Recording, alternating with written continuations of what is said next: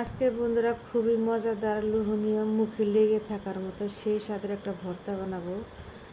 কচুর পাতা ভর্তা বানাবো বন্ধুরা। এই ভর্তাটা এত স্বাদ যে এই ভর্তা একবার খেলে স্বাদ সারা জীবন ভুলতে পারবেন না। প্রথমে বন্ধুরা শুকনো মরিচটা আমি সুন্দর করে ভেজে নেব।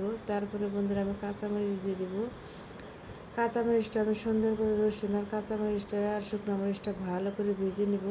তারপর দিয়ে দেবো বন্ধুরা কালি জিরাটা আগে দিলে পুড়ে যাবে, তিতা হয়ে যাবে, সেই জন্য আমি বন্ধুরা পরে দিয়েছি। তারপরে বন্ধুরা কচুর শাকটা আমি সুন্দর করে কুচি কুচি করে কেটে ধুয়ে পরিষ্কার করে নিয়েছি। ভালো করে একদম শুকায় মানে ভাজি করে নেব, যেন পানি না থাকে। পানি থাকলে বন্ধুরা গলায় ধরবে। আর ভাজিটা হয়ে গেছে। এখন আমি বন্ধুরা পাটায় বেটে বাটনাটা বানিয়ে নেব। সুন্দর করে আমি সব কিছু দিয়ে ভালো করে পাটায় মিশিয়ে নিব। বন্ধুরা ব্লেন্ডার আছে, ব্লেন্ডারে ভর্তা খেতে স্বাদ লাগে না, পাটায় বাটা যে কি স্বাদ, যারা খেয়েছেন তারা হলে বুঝবেন। পাটায় বাটা ভর্তার স্বাদই আলাদা। সুন্দর করে ভালো করে আমি আলতো হাতে মরিচ রসুন সুন্দর করে ভালো করে কালি জিরায় ভালো করে বেটে নিব। নেওয়ার পরে এখন আমি বন্ধুরা যে পাতাটা আমি ভেজে রেখে দিলাম সুন্দর করে, সে পাতাটা এখন আমি দিয়ে দিব। দিয়ে সুন্দর করে ভালো করে এটাকে আমি বেটে নিব। আস্তে আস্তে সুন্দর করে ভালো করে আমি বেটে নিব বন্ধুরা। প্রচুর পাতা ভর্তা এরকম কালি জিরা দিয়ে বানালে বন্ধুরা আপনারা 1 প্লেট এবং 2 প্লেট ভাত খাবেন অনায়াসে। কখন প্লেটের ভাত শেষ হয়ে যাবে টেরই পাবেন না। এই ভর্তার আদা ভাত খেলে বন্ধুরা মুখে রুচি স্বাদ দুটাই ফিরে আসবে। একবার হলো বানিয়ে খেয়ে দেখবেন। ভর্তাটা যতটা লোভনীয়, খেতে খুবই মজা। দেখেন কত সুন্দর হয়েছে ভর্তাটা। দেখেই বন্ধুরা খাওয়ার আগে জিভে জল এসে গেছে, মনে এখনই ভাত খেয়ে ফেলি। সুন্দর করে ভালো করে আমি বেটে নেব। পাটায় মানে বাটলে বন্ধুরা একটা সুন্দর একটা সুঘ্রাণ বের হয় মরিচের, একদম একটা সুবাস বের হয়। এই গ্রানে বন্ধুরা ভাত একবার মানে মুখে দিলেই একবার অমৃতের মতো হয়ে যায় মুখে, এত স্বাদ ভর্তা। দেখেন কি সুন্দর হয়েছে ভর্তাটা। একবার এভাবে বানিয়ে খেয়ে দেবেন, সেই স্বাদের ভর্তা বন্ধুরা।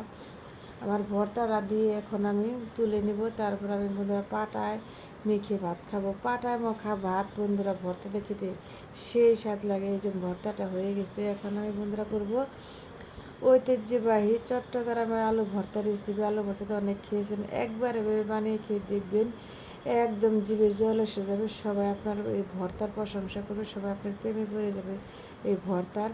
প্রথমে আমি বন্ধুরা আলুটা আমি সুন্দর করে ভালো করে একটু হলুদ লবণ দিয়ে মেখে রেখে দিয়েছিলাম 10 মিনিট। এখন আমি সুন্দর করে এপুট করে ভালো করে ভেজে নেব।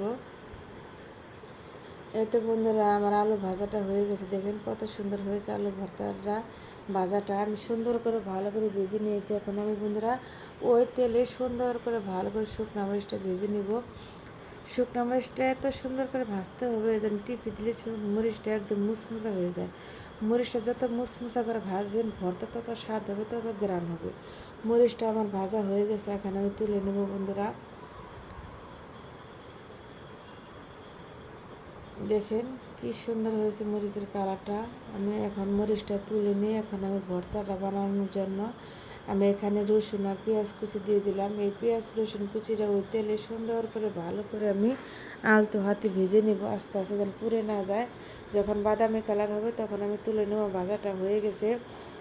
মরিচের বোটাটা আমি ফেলে দেবো। মরিচটা এত মুচমুচে হয়েছে বন্ধুরা, দেখেন টিপি দেওয়ার সাথে সাথে বোটা একদম ভেঙে আসছে, একদম মুচমুচে। দেখেন বন্ধুরা কি সুন্দর মুচমুচে হয়েছে মরিচটা। মরিচের সুগারানে বন্ধুরা একদম চুলার পর মোমো করে সুগারানে যেন ভরে গেছে। এত সুন্দর একটা সুগারান বেরোচ্ছে বন্ধুরা শুকনো মরিচের। আর শুকনো মরিচের গ্রানটা খুবই ভালো লাগে বন্ধুরা আমার কাছে। পেঁয়াজ আর ধনিয়ার পাতা মরিচ দিয়ে সুন্দর করে আলতো হাতে মাখিয়ে নিব। দেখেন কি সুন্দর হয়েছে, একদম মুচমুচে ভর্তার একটা সুঘ্রাণ বেরোচ্ছে। আমি আলুটা ভালো করে চেটকে সুন্দর করে ভালো করে আলতো হাতে মেখে নিব। এই আলু ভর্তাটা বন্ধুরা আপনারা 1 প্লেট এবং 2 প্লেট ভাত খাবেন। আর এই ভর্তার এতটা স্বাদ, একবার বানিয়ে খেয়ে দেবেন, সবাই আপনার প্রশংসা করে ভর্তার প্রেমে পড়ে যাবে। সেই স্বাদের ভর্তা বন্ধুরা। সবাই ভালো থাকবেন, সুস্থ থাকবেন।